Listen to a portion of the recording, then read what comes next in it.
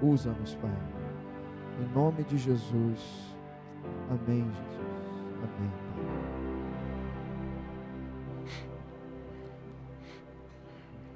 Pai. Mas, queridos irmãos, sempre trazer a palavra de Deus é um grande desafio. A pergunta sempre do pastor é sobre o que falar, como falar, quando falar, até onde falar. Alguns pastores adotam muito a linha de fazer previsões, definem um livro, cada domingo eles vão estudando um capítulo do livro, ou um texto da palavra, cada dia um versículo, ou cada dia um capítulo de um livro. Mas nós não costumamos muito fazer isso. Eu acho que Deus tem que ter sempre a oportunidade, a alegria de nos dizer o que devemos falar, como falar, não é? Eu estava pensando o que falar. Trazer uma mensagem de consolo, trazer uma mensagem de ânimo, mas Deus colocou no meu coração de trazer uma mensagem de desafio.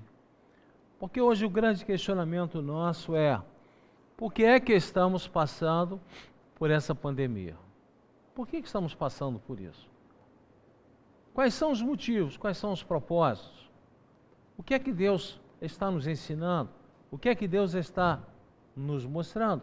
O que é que Deus quer de nós nesse momento que estamos vivendo em crise? Estamos vivendo em crise. O que é que Deus quer de nós? E aí me veio no coração o texto de Josué, capítulo 1, versículos de 1 a 9. Eu convido você a abrir a sua Bíblia. Josué, capítulo 1, versículos de 1 a 9. Deus fala a Josué e o anima. Abriu? Josué, capítulo 1, versículos de 1 a 9. Está em contexto na sua mão? Está? Vamos lê-lo? Então vamos lá. Senhor, com alegria, com respeito e com temor, vamos ler a Tua palavra mais uma vez, nela vamos meditar. Mas nós precisamos, Senhor Deus, da Tua orientação. Preparamos, mas é o Senhor que tem que nos usar. Usa-nos. Fala, Senhor Deus. O que vier de nós que seja deixado de lado, mas o que vier de Ti que seja retido em nossos corações. Estamos sedentos, famintos da Tua palavra e nós queremos ouvir. Ilumina o texto que vamos ler e ajuda o pregador, Senhor Deus, nas suas dificuldades. Em nome de Cristo Jesus. Amém. Então nós vamos ler o texto. Diz assim: Sucedeu depois da morte de Moisés, servo do Senhor, que Deus falou a Josué, filho de Num, servidor de Moisés, dizendo: Moisés, meu servo, é morto. Dispõe-te agora, passa esse Jordão, tu e todo este povo, à terra que eu dou aos filhos de Israel. Todo lugar em que pisar a planta do vosso pé, vou-lo tenho dado, como eu prometi a Moisés. Desde o deserto e o Líbano até o grande rio, o rio Eufrates, toda a terra dos heteus e até o mar grande para o poente do sol, será o vosso limite.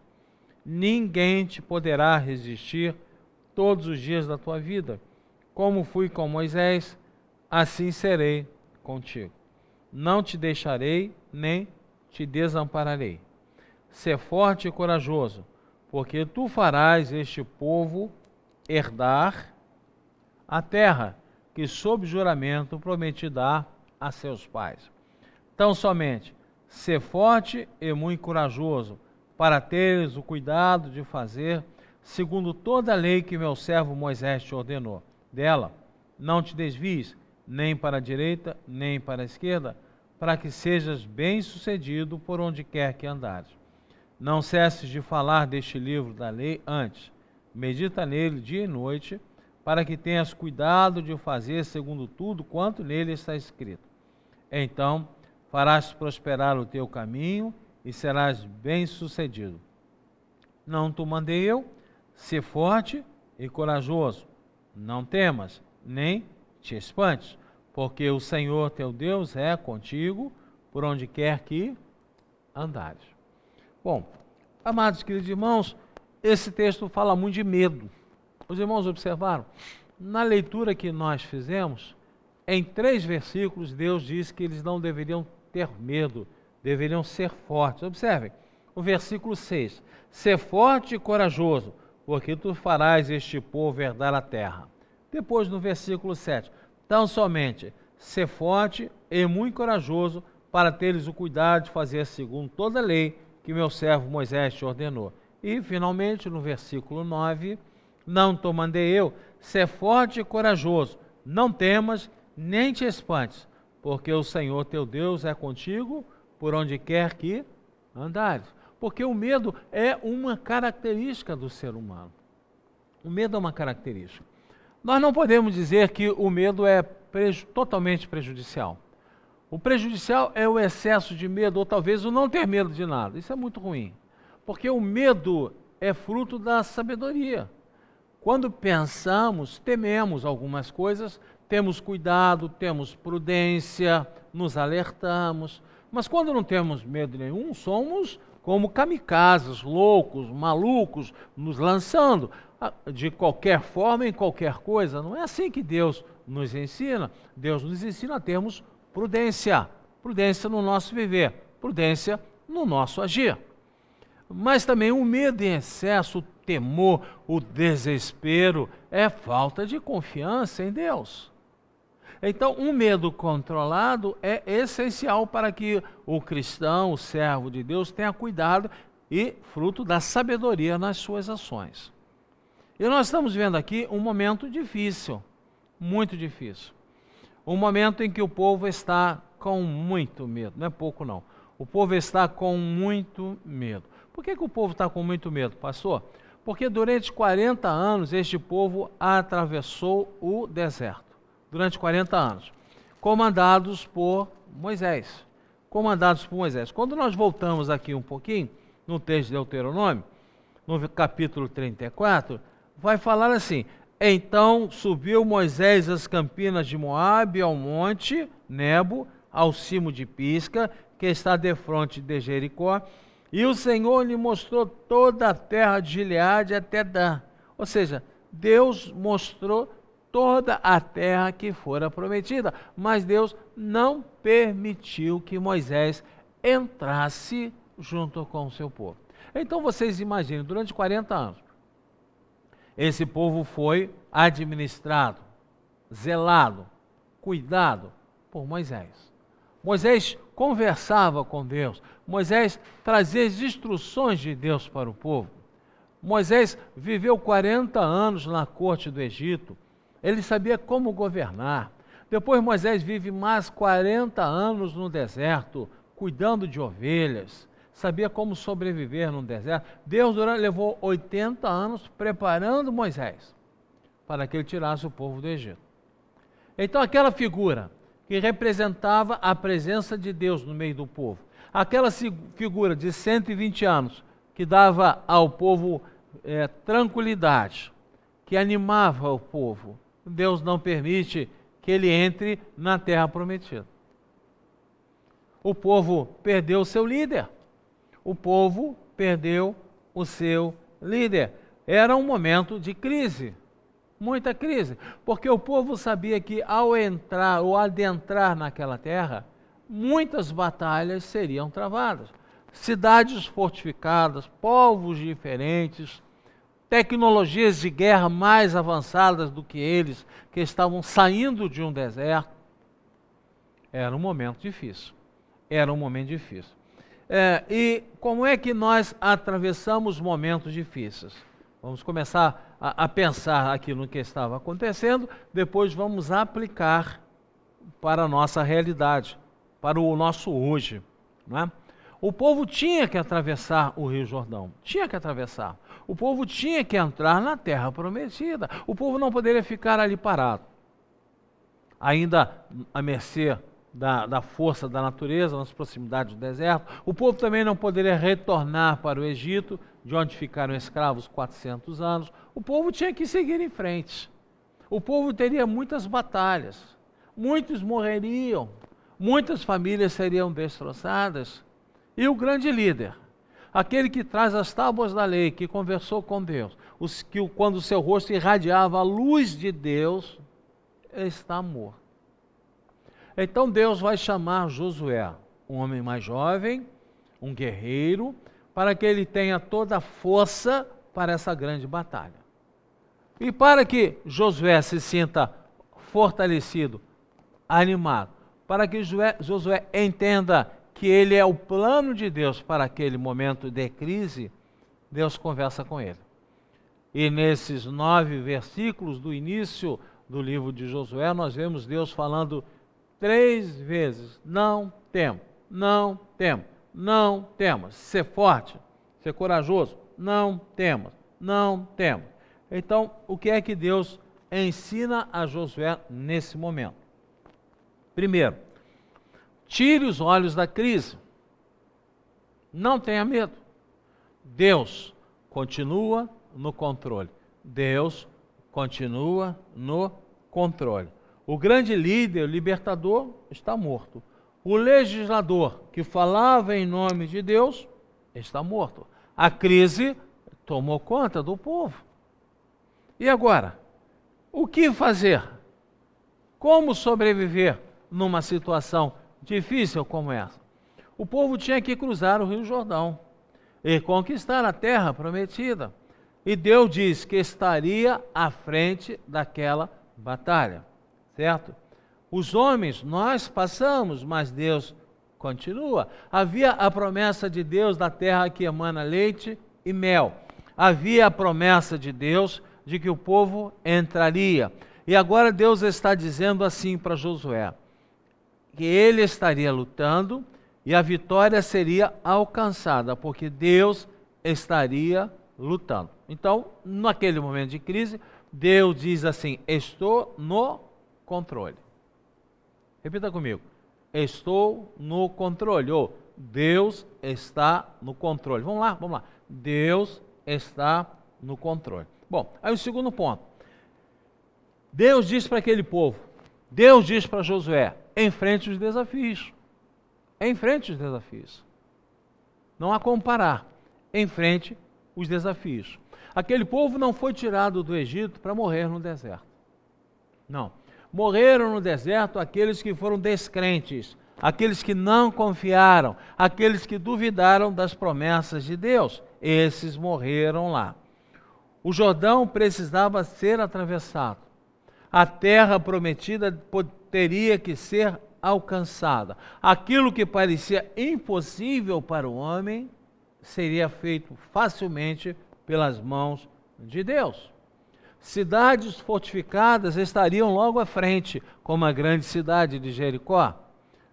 Exércitos preparados, exércitos bem equipados, mas aquele era um momento de atravessar o Rio Jordão e entrar na terra prometida. Não podiam ficar parados no deserto, não podiam retornar para o Egito, tinham que caminhar para frente e lembrar-se eles e nós hoje que a vida não se repete, irmãos. A vida não se repete. Um momento perdido agora, perdido para sempre. A vida não espera. O que precisa ser feito deve ser feito no momento em que Deus nos mostra como certo e o correto. Então está aí, Deus está falando para Josué e para esse povo que está vivendo um momento de crise. Enfrente os desafios. E aí vem um terceiro ponto muito interessante. Esse povo tinha que entender a visão de Deus para eles. A visão, qual era a visão de Deus para Josué, conduzir o povo? Qual era a visão de Deus? Conquistar aquela terra. Josué faz 3 perguntas ao Senhor, muito interessante esse estudo do reverendo Hernandes Dias Lopes. Josué faz 3 perguntas ao Senhor. Quem ele levaria? E Deus diz: leve todo o povo. Segundo, aonde eles iriam? Deus diz: a terra que ele dava aos filhos de Israel, a terra de Canaã. E Josué pergunta: quando, Senhor? E Deus diz: agora. Agora, prepara, esse povo. Esse era o propósito de Deus para a vida de Josué. Deus tem um propósito especial para a vida de Josué. Deus tem um propósito especial para a vida do seu povo. Deus tem um propósito especial para cada um de nós. E nós temos que ouvir, entender e cumprir. E não podemos ter uma vida fútil como a vida de Sansão, o homem abençoado por Deus, o nazireu, que destruiu a sua vida com a infantilidade da mocidade, correndo atrás de mulheres, se prostituindo. Não podemos também ter a arrogância de Jonas, de fugirmos da presença de Deus, porque Deus tem um propósito para cada um de nós. E o propósito de Josué é levar o seu povo a enfrentar aquelas cidades, a enfrentar aqueles exércitos. Mas e agora? Um quarto ponto, como fazer isso? Se o povo estava em crise, e Deus diz assim, façam com ânimo e com coragem. Repitam comigo, ânimo e coragem. Vamos mais uma vez, ânimo e coragem. Ânimo e coragem. Então Deus vai falar 3 vezes para Josué, ser forte, ter coragem, ter ânimo. Ter coragem, ter ânimo. Foi por causa dele, o desânimo é contagioso. Uma pessoa desanimada, ela contagia todos que estão em volta dela. Interessante isso, né? E por causa do desânimo, mais de 2 milhões de pessoas morreram no deserto, porque não confiaram na providência de Deus. Sem ânimo, era impossível sobreviver àquela crise. Sem ânimo, sem coragem, era impossível conseguir enxergar o propósito de Deus e atravessar o Rio Jordão. O ânimo precisa ser cultivado no coração do povo de Deus. O texto nos mostra que o ânimo é gerado de 3 formas. Primeiro, no versículo 6, Deus diz, ser forte e corajoso, porque tu farás este povo herdar a terra que sob juramento prometera a dar seus pais. O ânimo que produz ânimo é a promessa de Deus. Deus prometeu aquela terra. E se Deus prometeu, Deus vai cumprir, porque Deus é fiel. Um segundo ponto interessante no versículo 9, Deus manda o povo não ter medo, caminhar em frente, porque o que gerou o ânimo é agir de acordo com a vontade de Deus. Vejam bem, ouvir e obedecer a Deus, agir segundo a vontade de Deus. E no versículo 9, o que mantém o ânimo é a consciência da presença de Deus. Deus disse que estava com o povo, Deus disse que ia lutar, Deus disse que tinha andado naquela terra, Deus mandou o povo atravessar o Rio Jordão, irmãos. Por pior que fosse a crise, por mais difícil que fosse aquela situação, Deus mandou o povo marchar em frente, atravessar o Rio Jordão. Josué, leva esse povo para a vitória. Mas aí vem um ponto muito interessante, que o povo tinha que ter santidade no caminhar. Versículos 7 e 8 diz assim, olha lá, 7, tão somente ser forte e muito corajoso para teres o cuidado de fazer segundo toda a lei que meu servo Moisés te ordenou. Da lei, do ensino da palavra de Deus, não se desvies nem para a direita nem para a esquerda, para que sejas bem sucedido por onde quer que andares. Não cesses de falar deste livro da lei, antes medita nele dia e noite, para que tenhas cuidado de fazer segundo tudo quanto nele está escrito. Então farás prosperar o teu caminho e serás bem sucedido. Para que o povo pudesse ter vitória, a vitória de Deus, naquele período de crise, é atravessar o Rio Jordão, entrar na terra prometida, o povo tinha que ter santidade. Versículo 8 fala em meditar de dia e de noite. Pensar, falar, conversar com Deus. nos versículos 7 e 8, que o povo tinha que fazer, praticar a palavra de Deus, não se desviando nem para a esquerda, nem para a direita. E no versículo 8, Deus diz que o povo tinha que falar sem cessar da palavra de Deus. Muito interessante, não é? Muito interessante. Meditar de dia e de noite, não se desviar da palavra de Deus, nem para a esquerda, nem para a direita, tá? Daqui a pouco vamos conversar um pouco sobre isso, né? E falar sem cessar da palavra de Deus. E aí, nesse momento de crise, nesse momento de medo, Moisés está morto, Deus está levantando Josué, e 3 vezes diz para ele ser forte e corajoso, estar à frente do povo. Deus falando isso sobre a necessidade de santidade, Deus faz uma promessa interessante. Deus promete prosperidade a esse povo. Prosperidade, viu? Essa prosperidade, Deus não disse que o povo tinha que dar dinheiro, tinha que dar carro, tinha que dar tudo, não. Deus disse que o povo tinha que estar santo, que Deus ia dar prosperidade, prosperidade. Deus é quem chama, desafia, dá visão, dá poder, promete um fim glorioso àquele povo.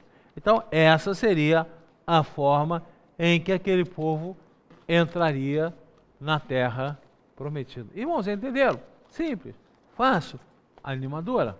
Agora, vamos voltar para a nossa realidade. Agora, vamos aplicar na nossa realidade? Vamos aplicar na nossa realidade. Vamos lá. Amados queridos irmãos, esqueçamos a pandemia. Vamos pensar como nós estamos vivendo até o mês de fevereiro de 2020.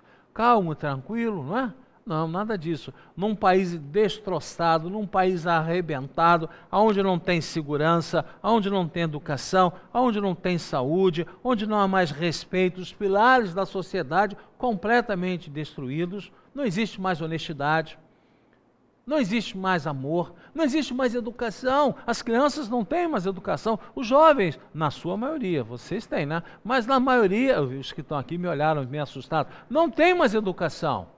Não tem. É a lei assim, eu quero ter vantagem, eu quero passar à frente, eu quero ser o primeiro, eu é que quero, não é? Às vezes até dentro de casa só tem um pedaço, o último pedaço do bolo, todo mundo corre e pega. Ué, por que eu vou deixar para os outros? Não, gente, os pilares da sociedade estruturais foram arrebentados, não existe mais nada. Aí nós vemos aí os blocos de carnavais ridicularizando a figura de Deus, ridicularizando a figura de Cristo e trazendo os ídolos e mais ídolos do espiritismo, da macumba, alguns até desconhecidos por nós. A televisão só passa filmes imorais. Todo filme que nós vemos tem uma cena de nudez. Todo filme. Quase todos têm uma cena de sexo. E aí eu pensava, meu Deus, como é que eu vivia quando eu era criança, 50 anos atrás, a TV era branca e preta, só funcionava na parte da tarde, começava a funcionar meio-dia a televisão, e não tinha nada disso. Como é que eu consegui sobreviver? Todo mundo com celular na mão, celular para cá, ninguém conversa, ninguém mais fala, a sociedade está destruída.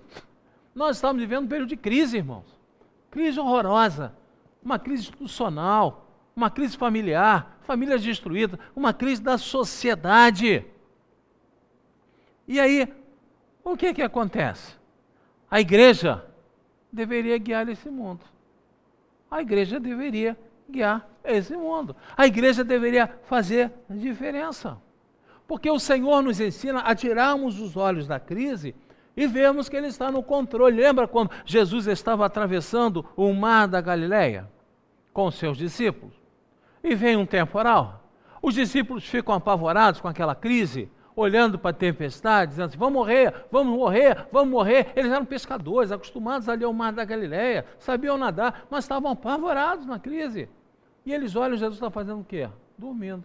Então, a palavra de Deus nos ensinou a tirarmos os olhos da crise e olharmos para Deus. Olharmos para Deus. Assim como Deus falou para Josué, deixa de olhar a crise e olha para Deus. Deus nos falou que desafios viriam, mas Deus nos disse que Ele estaria à frente exatamente como Ele falou com Josué.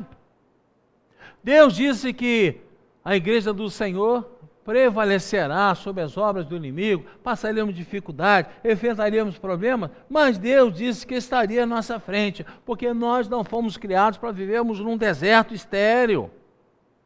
Nós fomos criados para a glória e para a honra do nosso Deus, amados queridos irmãos. E aqui em João 4,35, Jesus disse que aquele era o momento de fazer a colheita.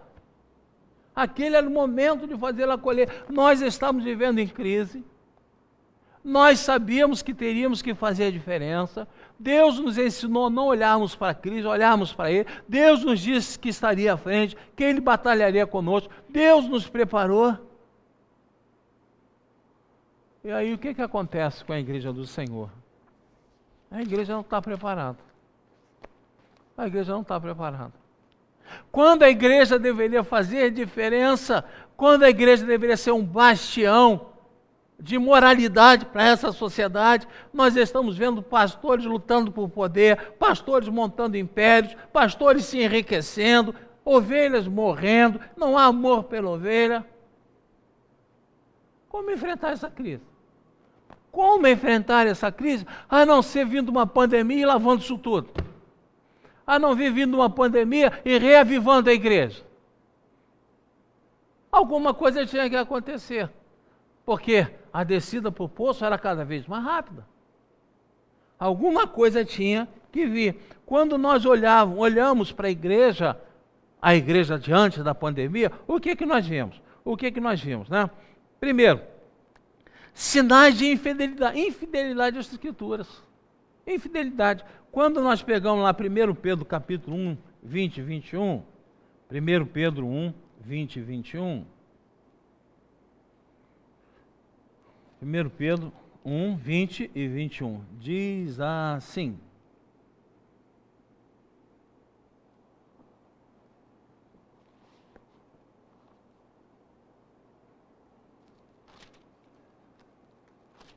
é isso?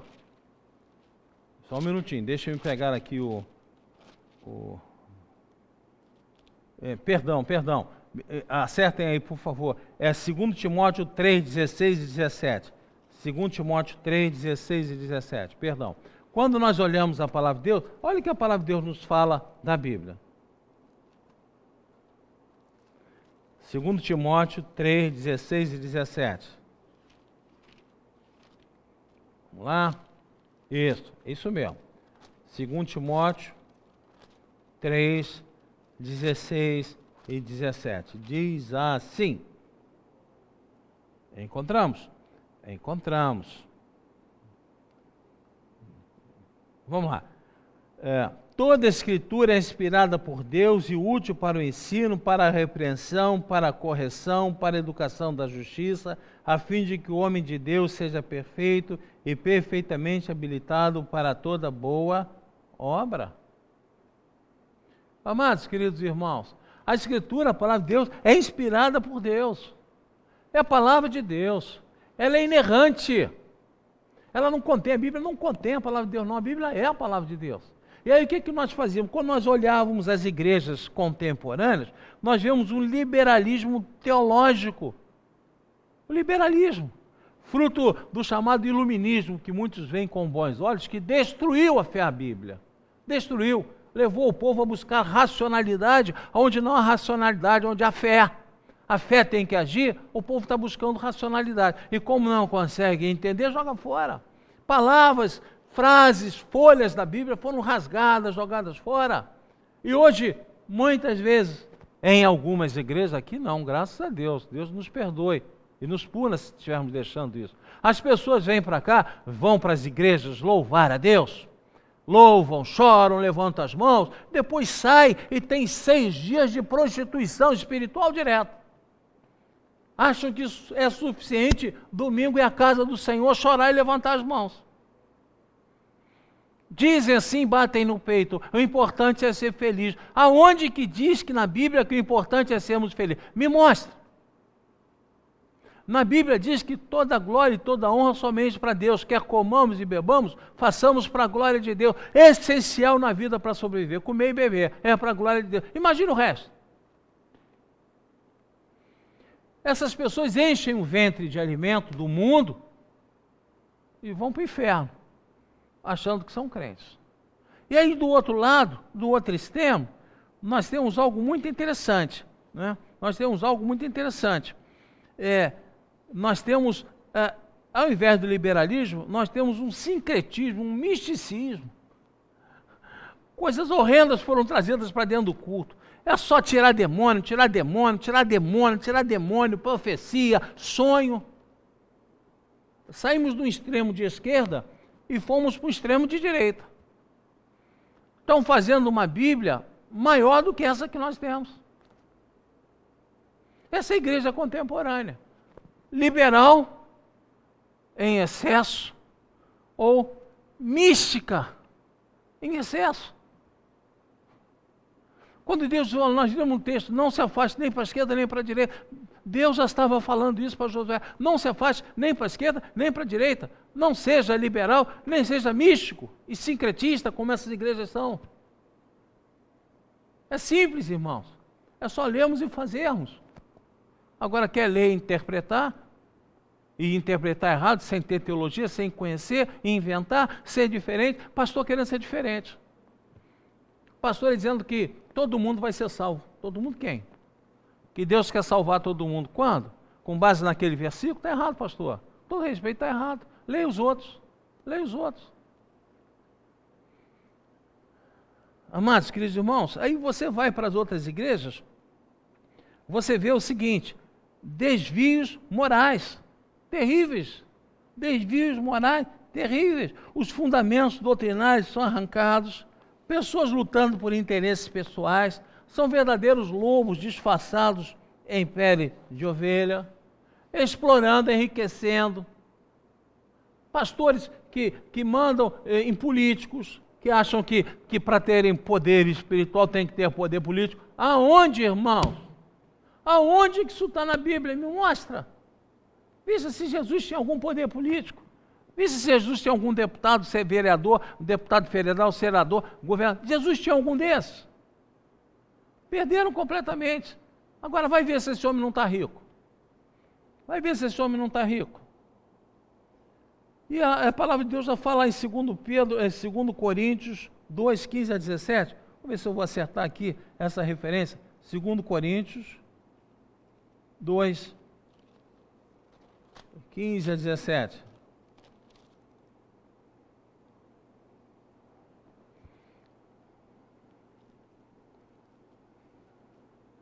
Porque nós somos para com Deus o bom perfume de Cristo, tanto nós que são salvos, como os que não se perdem, para com estes cheiro de morte, para a morte, para com aqueles a nome de vida para a vida. Quem, porém, é suficiente para essas coisas? Não é? Nós somos o doce perfume de Cristo. Nós não temos que ter o perfume do mundo. Jesus combateu muito o amor à riqueza. Jesus combateu o amor ao poder. Quem era rico e poderoso eram os fariseus. Jesus chamou de sepulcro caiado, hipócritas, porque falavam uma coisa e sentiam outra, viviam diferente. Jesus que eles exploravam as viúvas, exploravam os que não tinham pai. Esse é o retrato da igreja. E mais, algumas igrejas demonstrando ortodoxia sem vigor espiritual, ou seja, sabe o que é? Religiosidade. Um culto bonito, uma palavra bonita, mas sem sentimento nenhum de amor pelo necessitado. As pessoas entram vazias e saem mais vazias ainda.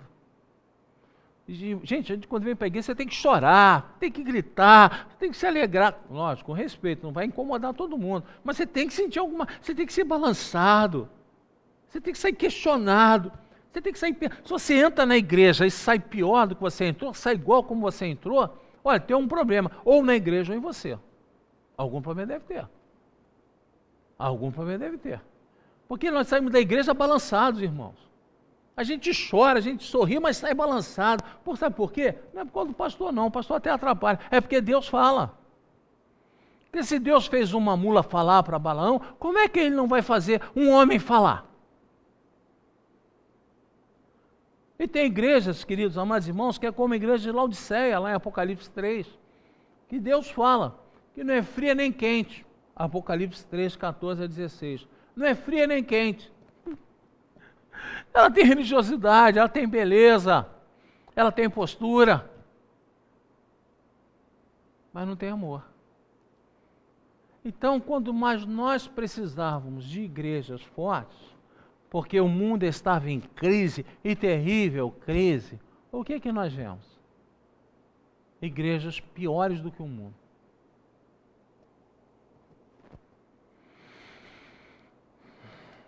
E aí o que Deus faz? O que Deus faz? Deus nos faz enxergar a visão dele para a nossa vida. Sabe o que ele faz? Ele manda uma pandemia. Ele manda uma pandemia. E nos faz parar e pensar. 50 mil mortos no Brasil. Nos faz parar e pensar. Contidos dentro de casa. Pensando. Meditando. Orando. Lendo a Bíblia. Ou vai me dizer que você passa o dia inteiro no Netflix assistindo série. Está perdendo o tempo. O bonde está passando, você vai ficar sozinho aqui. E aí Deus faz exatamente o que precisava ser feito. Deus nos ensina exatamente o que precisa ser ensinado, como ele falou com Josué.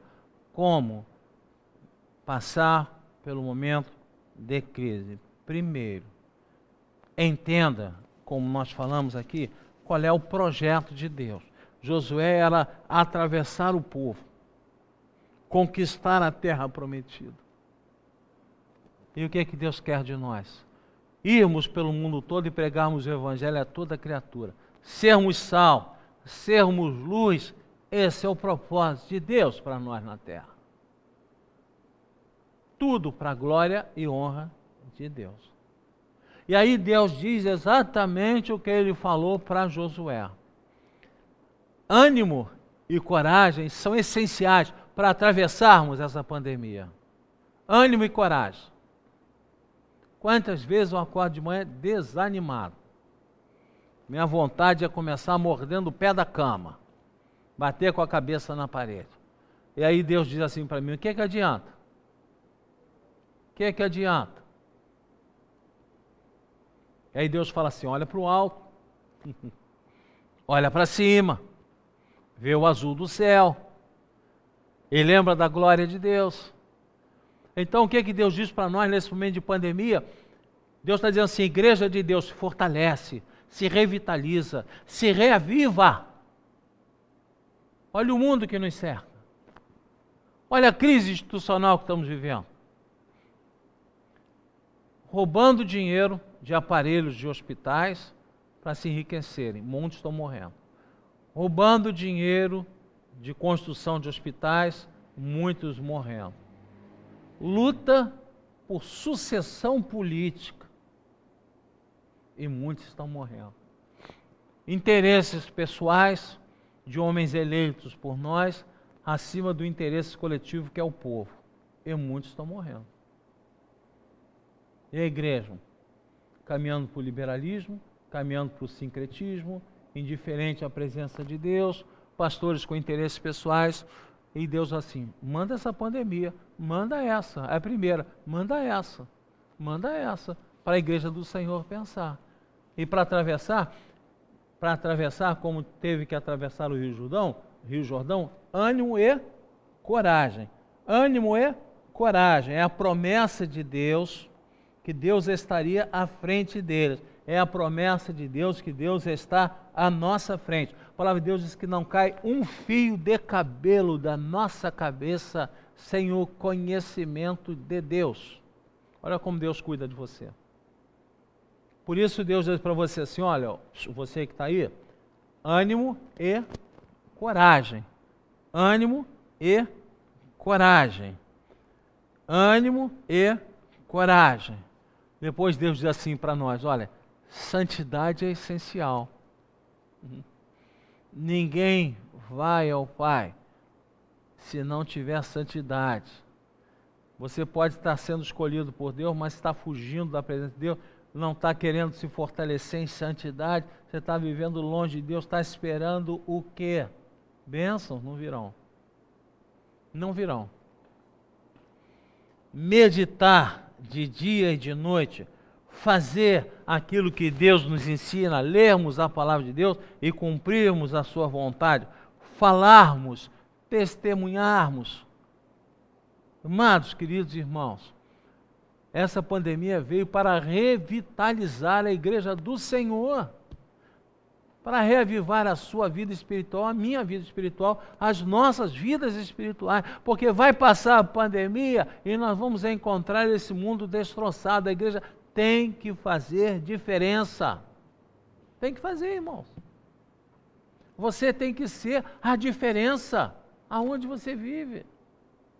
E aí Deus nos promete a prosperidade. Qual é a nossa prosperidade? Que é isso, pastor? Riqueza? Não. É irmos para a casa de Deus. É podermos ver Deus no meio da crise. Estevão está sendo apedrejado e Deus o torna um homem abençoado. Ele olha para o céu e vê Cristo sentado ao lado de Deus. Isso é prosperidade. Prosperidade, sabe o que é? É você se sentir guardado por Deus e sentir que, por maiores que sejam os temporais, Deus está te segurando. Amados irmãos, isso é mais rico do que o ouro mais puro. Isso nós só conseguimos com prosperidade, quando entendemos que temos que ser fortes e corajosos no Senhor. Fortes e corajosos no Senhor. Bom, passei o tempo todo lutando com esse microfone aqui, mas deu para ir até o final. Entenderam para que serve essa crise? E a palavra de Deus para você hoje é ser forte e corajoso. Sabe como o povo atravessou o Rio Jordão? Concluindo, maravilha, não é? Deus abriu o Rio Jordão. Deus abriu o Rio Jordão. Olha, gente, eu vi Deus abrindo o Mar Vermelho, mas Deus abrir rio, segurar a vazão que vem para ficar seco e o povo passar, é um milagre.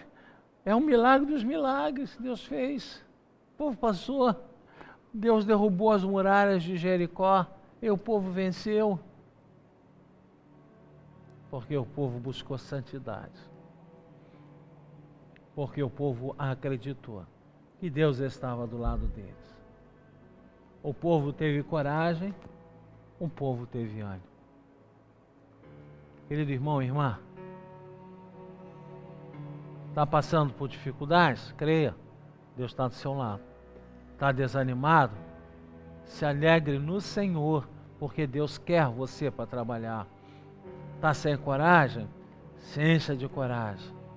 Deus precisa de pessoas corajosas.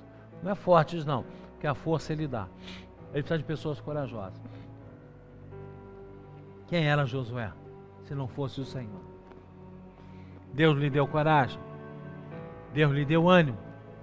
Deus lhe deu sabedoria. Deus abriu o Mar Vermelho. Deus derrubou as muralhas da cidade de Jericó. Nós não vamos viver sempre na crise. Essa pandemia vai terminar. Mas nós temos que sair melhores dela. Porque Deus tem uma obra para nós. Em João 4,35, é hora da ceifa. Os campos estão preparados. O povo está carente da mensagem de salvação. Vamos orar. Senhor Deus, há momentos que temos medo, ficamos desanimados. Mas o Senhor nos ensina a termos ânimo, a termos coragem. Vamos atravessar essa pandemia como o povo atravessou o Rio Jordão, com a tua mão, com a tua proteção, com o teu ânimo, com a tua coragem para as grandes batalhas que virão. Precisamos, Senhor Deus, de uma igreja diferente, de uma igreja forte. Nosso país precisa de uma igreja forte. Famílias fortes na mão do Senhor, para ganharmos este mundo para a glória e honra do teu santo nome. Ajuda-nos, Senhor. Move o nosso coração com alegria. Nós pedimos, em nome de Cristo Jesus. E que a graça maravilhosa de nosso Senhor e Salvador Jesus Cristo, o amor insondável, incomparável de Deus Pai, o consolo e o conforto do Espírito Santo, estejam sobre todos nós, sobre todo o povo de Deus, hoje e por todo sempre. Amém. Deus nos abençoe. Durmam em paz.